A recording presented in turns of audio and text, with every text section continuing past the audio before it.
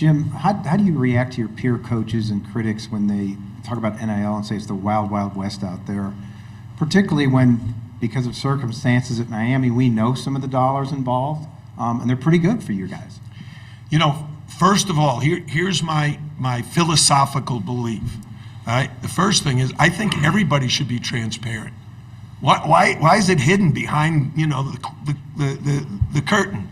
You know, why? You can go on a website and check out anybody's salary in the NBA. If we're truly going to be, as a sports, we need to know what's going on. What is the competitive nature? Because there are a lot of schools that do the same thing we do. We just don't know about it because it's not in public knowledge. Why not? Why are we afraid of sharing that information?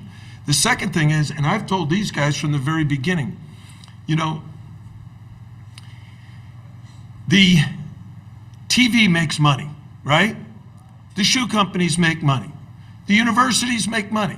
The athletic directors, they run a program and they benefit from the relationship with the shoe companies. And the coaches make a hell of a living. Well, what's wrong with that filtering down? It's a natural progression to our players. But I tell them, and this is very, very important for everybody to understand, especially these guys, their relationship with companies and who they get NIL deals with is just like Steph Curry doing his Subway commercials. All right? I don't think Subway is telling Steve Kerr what to do with his basketball program. I have nobody telling me what to do with our basketball program. I'm going to coach my team, my players, to the best of my ability, and I hope the heck they get as many great deals as they can. Because I think eventually they have to learn how to handle money. So at their young age, if they learn it, maybe they'll find out. I don't know how many of these guys are spending every cent they get, but I know a lot of NBA guys did that and ended up bankrupt. So, no, but I think that's a learning experience. That's why you're in college anyway. Does anybody complain about the tennis players, women tennis players, 16 years old, winning the U.S. Open? Tracy Austin. I don't know if anybody knows Tracy Austin. You're all too young. But she was making great money. She had shoe deals, racket deals. These guys are the same. They're great athletes playing on a national stage. The teams that make it to the Final Four, how many people are going to be there watching in the arena? 75,000? 80,000? To me, that's big-time athletics. And I think the NCAA tournament is the best sporting event in the world. And these guys should be rewarded for the great job they do, not only in playing the game, but representing their universities. Because I know this, when people are watching us on TV, the next thing they do, oh, I don't know much about University of Miami. Is that a state university or a private school? Let me go check that out on their website. And then all of a sudden, we get more applications to our university because all of a sudden people are saying, man, this is a great school. And it's got a beautiful campus. It's in Miami. It's in the town of Coral Gables. Yeah, that's, did I answer your question, by the way? Okay. Real quick follow-up. As a coach, when this debuted a year and a half ago, at what point did you start thinking about locker room cohesion, team cohesion, or was it not a concern at all? I started that 51 years ago. I started coaching. This hasn't changed anything. These guys have to get along on the court and off the court. If you can't handle that as a coach, you probably couldn't handle when the guys was complaining about playing time or I didn't get enough shots. Or it's all the same. You always have obstacles in your way, challenges that you have to face. This is just one more. The transfer portal, the same thing.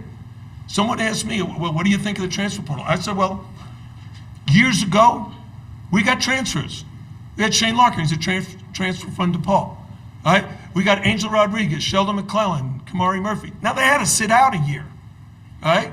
All that's happened is now they don't have to sit out. But they joined the program, bought into the way we do things, the Miami way. They're great contributors to our basketball program and the university. And these guys continue to represent us.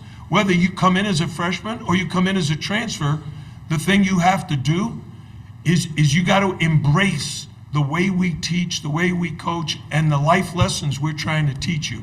Because I've said this over and over again. If all I ever did was teach someone how to dribble, pass, and shoot, I don't think my life would be very worthwhile. My staff and I, my coaches, do a great job of being mentors, role models for them, of setting an example of how hard you have to work, the kind of commitment you have to make. And these guys, I said it about Isaiah, these guys are all in the gym. The first time Isaiah and Nigel were in the gym together last July, they hit it off day one. Why? Because they love playing basketball, they want to win, and they've proven they can win. Okay, toward the back on the left. Jim, you were obviously, Myron Metcalf, ESPN, you were talking about NIL. That's obviously a conversation now about players and sponsorship deals with brands. But there are other conversations about whether or not players will one day get money directly from the institutions themselves, from the NCAA tournament. Are you in favor of the compensation conversation expanding to sort of those other financial pools that are attached to college basketball? Why or why not? Okay.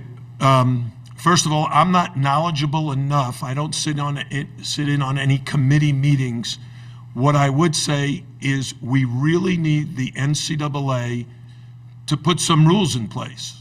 You know, we got a book that has 600 rules. We don't even have a rule for NIL. Now, we really need to have organization and discipline and accountability for what is this all about, all right?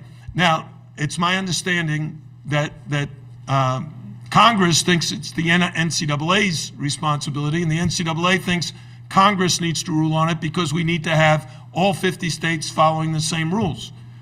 Well, get together. This stuff is important for the future of our country. These are all young men that are going through this. And what we see in professional sports is some guys rise and understand. Guys like Michael Jordan and Magic Johnson and LeBron, they make life-changing money, right? Life-altering money. These young kids, they might not get that chance beyond this, so they need an education about it, and we're trying to do that for our players. We have people in place at our university. I'm sure other schools do too. But my point was, you know, we don't know even what's going on at other schools. So until everybody makes this transparent and makes the guidelines not only understandable, but that you can follow them. You know, you can make a rule that, you know, nobody can follow. And so I think it's really important, the organization of this. We really need to sit down as an organization and make guidelines that work for the entire NCAA organization.